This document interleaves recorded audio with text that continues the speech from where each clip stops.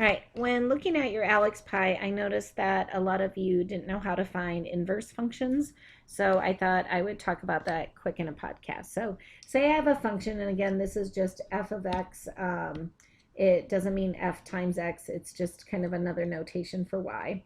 And then that equals 2x plus 4. So this is just a linear function. And so if you look at what this function does, the first thing this function would do is say, like, you pick a number like x equals 3, a value of x equals 3. The first thing you're going to do is take that value times 2, and then the second thing you're going to do would be add 4 to that. So I would take 2 times 3 first, which is 6, and then the second thing I would do is add 4, so I would get 10. Okay, and notice I'm going this direction forward. All right. So an inverse undoes something. Like squaring and square rooting are inverse function. Exponents and logs are inverse functions. So they basically undo things. Like solving algebra, instead of adding 8, you would subtract 8 to both sides. That idea. So if I want to reverse the process, if I look at this, I'm going to do things backwards. All right. So that means I'm going to start at the end and work forwards. And then I'm also going to have to do the reverse thing. All right.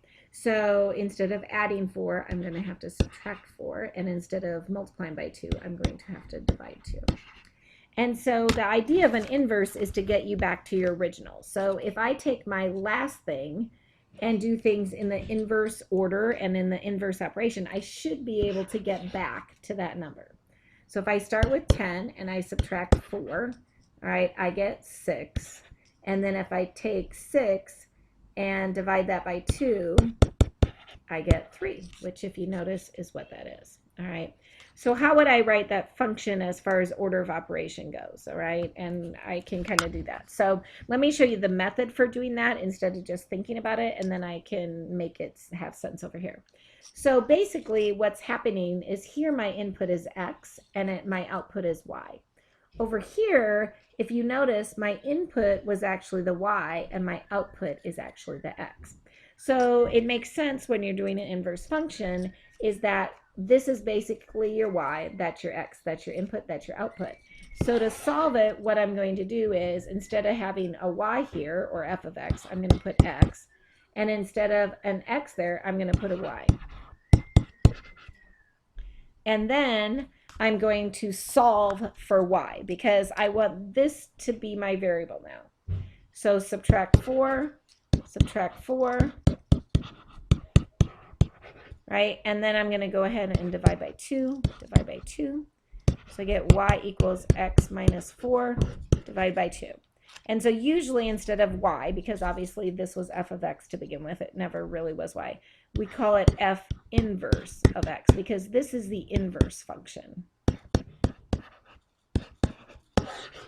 Okay, so if you look at this, does it do what I wanted it to do? Well, order of op, it had me subtract 4 first, and notice the fraction bar x as a grouping symbol. So in a sense, it took this, first, right? And then it had it divided by 2, which basically is what I did down here. All right. So again, that is how you find an inverse function. I could do another example. Let me just erase quick. I'll do another one real quick so you can kind of see the process. Sometimes you have to limit your domain and range to make it actually be a function when you do the inverse. So that can kind of be a problem sometimes. But say I give you f of x equals, oh gosh, we could do 2x plus 3 divided by 5 or something like that. All right, so to find the inverse function, I'm going to have this, which is normally your y, that's your output. I'm going to make that be my input, my x. And then over here, I'm going to do it that way. All right, now our goal is to solve for y so that we can have change that to f inverse of x. So the first thing I'm going to do is multiply both sides by 5.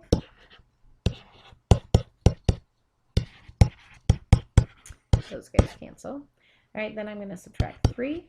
Okay, just kind of like solving an equation here. I'm just manipulating basically a formula.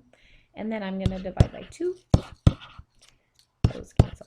So instead of y, again, we call it f inverse because this is the inverse function, 5x minus 3 all over 2. All right, so now we have to look at this and kind of see, is that logical? Like if I think about how I would have done things normally, is this really the reverse? Well, up here, what would I have done first? I would have, what, multiplied by 2 first. Then I would have, what, added 3. And then after I got an answer to all that, I would have divided by 5. Right? So if I'm reversing to find the inverse, right, this is just finding the output of a normal function.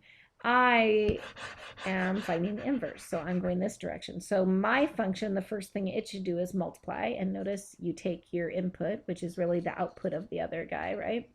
All right, and I would multiply by 5. Instead of adding 3, I would subtract 3, and then instead of multiplying by 2, I would divide 2. And so if I sub in a value here, I'm going to get some value of y for an output. My input for this guy would be that value, and then the output would be the same as what my input was over there. And that may be a little wordy, but hopefully you get the idea.